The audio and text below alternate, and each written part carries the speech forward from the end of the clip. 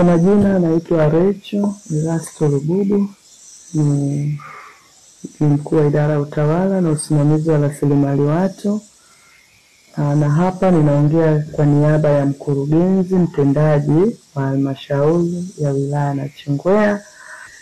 Siku za nyuma tumekuwa na changamoto kubwa ya upatikanaji wa maji katika majengo ya hospitali na majengo yanayozunguka pale hospitali. Ofisi ya mkurugenzi mtendaji wilaya Nachingwea imeweza kubuni upatikanaji wa maji kwa kuchimba kisima kikubwa ambacho kimegharimu kama shilingi milioni 20 kutoka vyanzo vyetu vya ndani katika halmashauri yetu ya wilaya Nachingwea, na tayari matenki yapo yanatengenezwa kwa ajili ya kuhifadhi maji wakati wote. Na kwa sasa kazi inayoendelea na hatua iliyopo ni mabomba yanatawanywa katika miundombinu yote ya hospitali kuhakikisha kila jengo la hospitali linafikiwa na maji kwa masaa 24 katika siku zote 7 za wiki.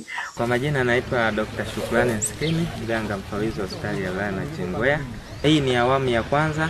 Jambo la kwanza lilikuwa ni kwanza kupata kisima, kupata maji. Awamu ya pili tunaenda pale kuunganisha, kuyatoa haya maji, kuunganisha kwenye mabomba ili kila point maeneo yote ya hospitali yaweze kupata maji. Kwa hiyo tunaona tumepata mwarobaini ambao sasa tumepata kisima ambacho kitatoa maji, ni maji ya kudumu ambayo sasa tunaamini itakuwa mkombozi wa hii shida kubwa ya maji, ambao sasa sisi kama watumishi tulikuwa napata shida sana, wananchi pia walikuwa napata hii shida. Tunakuta wakati mwingine mna mwezi mmoja, miezi miwili hamjapata maji. Lakini saa hizi tuna uhakika kwamba tunaenda kupata maji.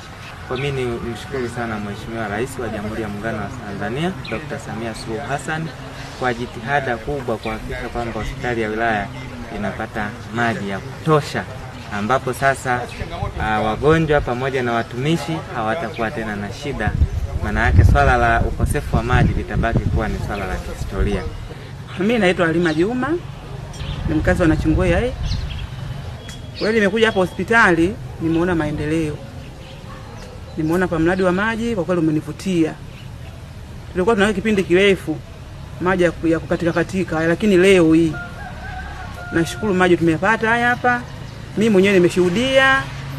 Kwanza natoa shukrani kwa mkurugenzi wa wilaya hii kwa kutuletea haya maji. Pili nashukuru kwa Samia, rais wetu Samia Suluhu. Tumepata maji kwenye hospitali yetu ya wilaya. Kwa hiyo tunasema asante, tunashukuru. Kwa jina naitwa Maurice Mtoni, ni mzaliwa Mdenga, ila kwa sasa naishi kata ya Chuo.